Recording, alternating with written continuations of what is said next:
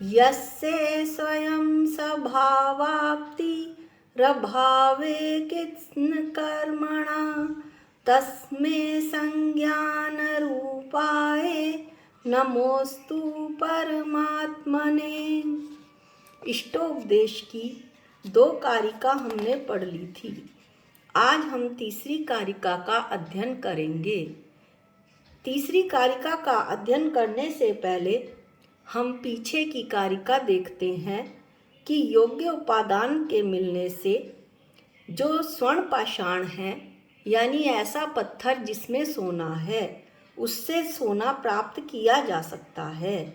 उसी तरह से सुद्रव्य, सुक्षेत्र, सुकाल, सुभाव आदि कारण रूप सामग्री के मिल जाने पर संसारी आत्मा को भी शुद्ध आत्म स्वरूप की प्राप्ति होना माना गया है।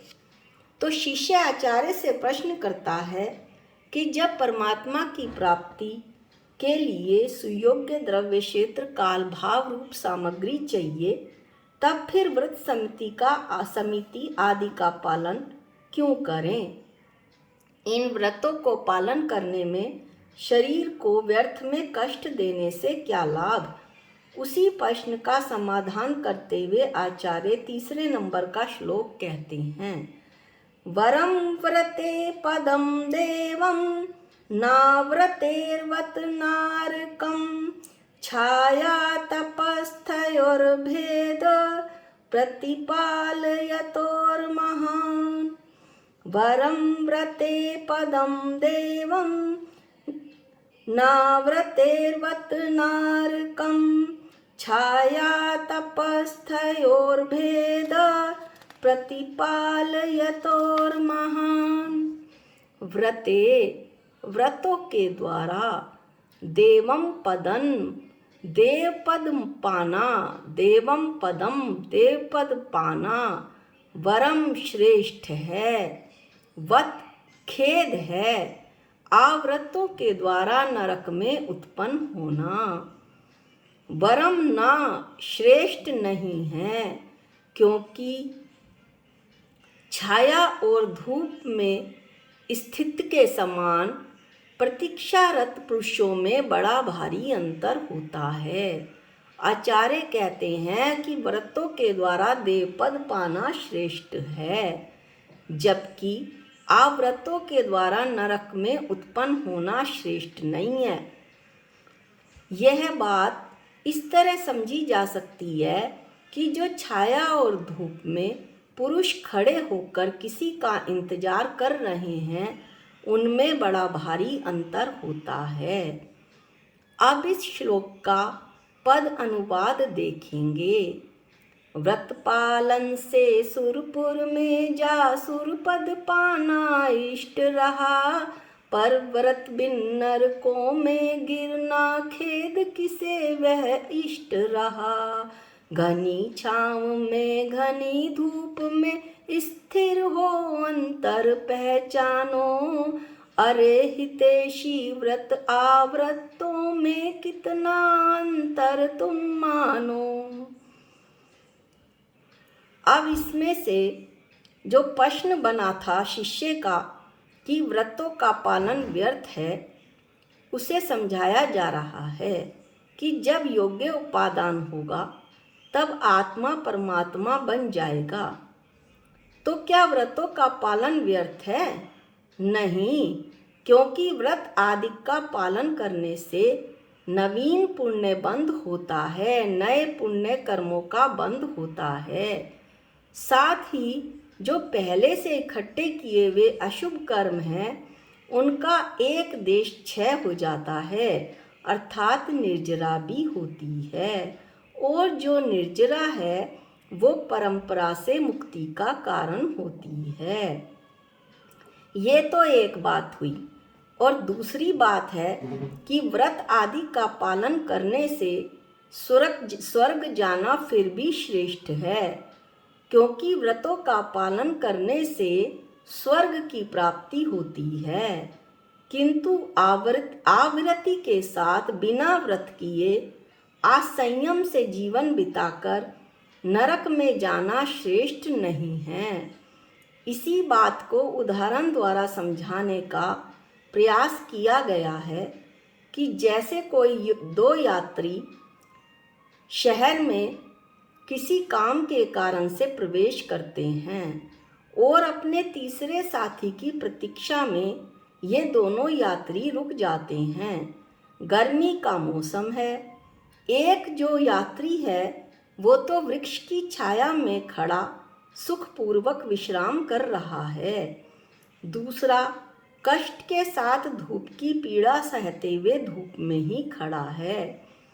जिस प्रकार इन दोनों यात्रियों के बीच प्रतीक्षा करने के स्थान का चयन करने में महान अंतर है, उसी प्रकार अब दृष्टांत देखें कि उसी प्रकार जब तक संसारी भव्य प्राणी के मुक्ति प्राप्ति में कारणभूत सुयोग्य उत्तम द्रव्य, क्षेत्र, काल व भाव आदि की प्राप्ति नहीं होती, तब तक उनकी प्रतीक्षा हेतु सुगति या दुर्गति कहीं भी वो रह सकता है। मतलब ये सब उसको संयोग जुटे तब तक उसे प्रतीक्षा करने के लिए वो या तो सुगति में रहे या दुर्गति में कहीं भी रह सकता है। किंतु असंयम पाप आदि का आश्रय लेकर दुखमय नरक में दुर्गति दुखपूर्वक रहने की अपेक्षा यदि जीव व्रत संयम समिति आदि का परिपालन करे, पूर्ण रूप से पालन करे, तो स्वर्ग में सुखपूर्वक रहना श्रेष्ठ है, ऐसा आचार्य कहते हैं। अब फिर से शिष्य प्रश्न करता है कि यहाँ तो व्रतों का पालन करो, बाद में स्वर्ग के भोगों को भोगो, तो क्या ये अच्छा नहीं है? क्या ये अच्छा है? तो बताया जाता है कि अच्छा तो नहीं है, क्योंकि पुण्य की प्राप्ति हमारे धर्म में मोक्ष प्राप्त करने का कोई साधन नहीं है। पुण्य जितना इकट्ठा होगा, पुण्य की सामग्री, सुख की सामग्री ज़्यादा मिलेंगी, साता की सामग्री, उसमें आत्मा की प्राप्ति की कोई संभावना नहीं है। ये अच्छा तो नहीं है, किंतु क्या करें? जब परीक्षा में स्टूडेंट फर्स्ट, सेकंड और थर्ड डिवीज़न नहीं पाता है तो उसको कंसोलेशन प्राइज़ दिया जाता है। उसी प्रकार जब तक मोक्ष प्राप्त नहीं होता तब तक स्वर्ग के सुख को कंसोलेशन प्राइज़ के रूप में जाने, ऐसा बताया गया है।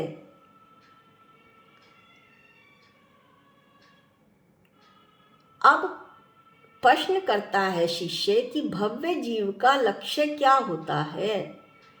इसका उत्तर ऐसे है कि भव्य जीव का लक्ष्य तो मोक्ष ही है, किंतु अभी पंचम काल में मोक्ष नहीं है, तब क्या करें?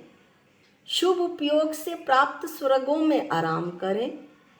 उदाहरण के लिए आपको अपने भवन में पहुंचना है, अपने घर में जाना है, वह 2 किलोमीटर दूर है और गर्मी बहुत ज़्यादा है, आपके लिए अभी चलना संभव नहीं, तो क्या करें? लक्ष्य तो घर ही पहुंचना है, किंतु अभी के लिए क्या अच्छा रहेगा कि जो शुभ उपयोग रूपी वृक्ष की छाया है उसमें विश्राम करें, फिर अपने घर तो जाना ही है। जो अशुभ उपयोग की धूप है वो अच्छी नहीं है। इस तरह से आचार्य इस गाथा को समझाते हैं। अब चौथे नंबर की गाथा का अध्ययन हम बाद में करेंगे।